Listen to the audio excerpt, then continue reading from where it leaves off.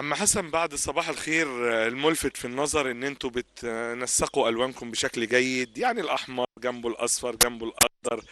الوان الخضار تفتح النفس. يمكن الشتاء بالنسبه لكم جميل، الصيف بي بيتعب الخضار، بيبقى فيه هالك عندك كتير. الشتاء حلو عن الصيف. اه. ولا لك كل حاجة رخصت، البطاطس ب 12 و10، والخيار ب 25، والجزر ب 15، والقوطة ب5 و8، والفاصوليا ب20.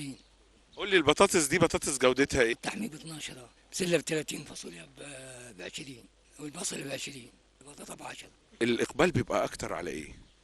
على القوطة والخيار والبطاطس. ايه خضار تاني ممكن يظهر في الايام دي؟ ما في هي السبانخ والملوخية السواب، بس هم اللي ظاهرين دول، والبسلة والكوسة. الأسعار اللي من دول أسعار حلوة، نزلت خالص عن الأول. طب ده سببه ايه؟ الانتاج زياده؟ لا، عشان الموسم بتاعها في الشتاء.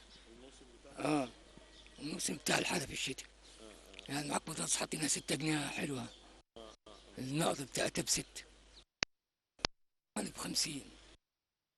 شايف عندك حاجات جاهزه، اطباق جاهزه، دي بتعمل ايه بقى؟ كيلو أبيض كيلو. ب25.